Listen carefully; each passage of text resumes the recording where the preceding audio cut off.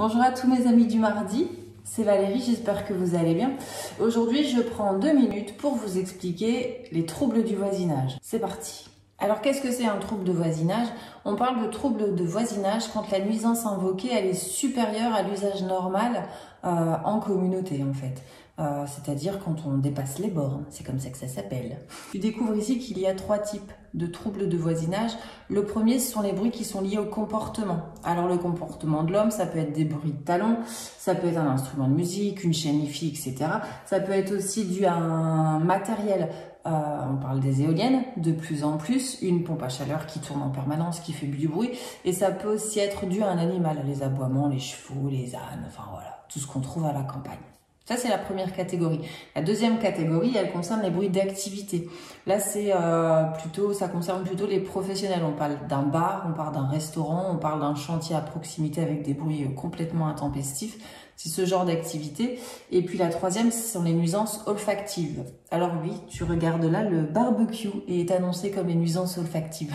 Incroyable. Alors nous, on n'a pas toussé, parce que de toute façon, il pleut. Alors barbecue, je vais te dire, cet été... ça devrait aller. À partir de quand et à quel moment on considère que l'usage devient anormal? Le juge se base sur plusieurs critères. Regarde un petit peu l'intensité en termes de décibels, on parle de bruit, hein. La fréquence, est-ce que c'est tous les jours, plusieurs fois par jour, une fois par mois? C'est arrivé une fois par an, catastrophique. La durée, l'environnement dans lequel ça se produit, est-ce que si on est à la campagne et qu'il y a des poules, c'est embêtant? Et puis le respect de la réglementation en vigueur, il y a des choses qui sont simplement interdites, que tu ne peux pas faire. On en arrive au recours. Comment ça se passe? Pour toi, c'est sûr, c'est un trouble du voisinage, t'en peux plus, c'est insupportable, tu supportes plus tes voisins.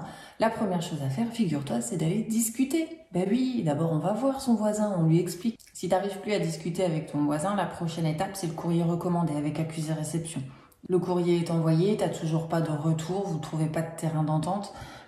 Il existe 2 recours, un recours qui est amiable, où là on va saisir le conciliateur de justice qui lui est saisi gratuitement, c'est une procédure qui est complètement gratuite. Normalement c'est suffisant, on arrive à trouver un terrain d'entente. Si vraiment il n'y a pas de solution de trouver au niveau du conciliateur de justice, tu peux saisir le tribunal. On en arrive aux sanctions. Alors oui, tu es chez toi, tu penses que tu peux faire ce que tu veux. À partir du moment où le trouble du voisinage il est avéré, tu t'exposes à certaines sanctions. Qu'est-ce que ça peut être? Ça peut être le versement de dommages et intérêts pour les nuisances.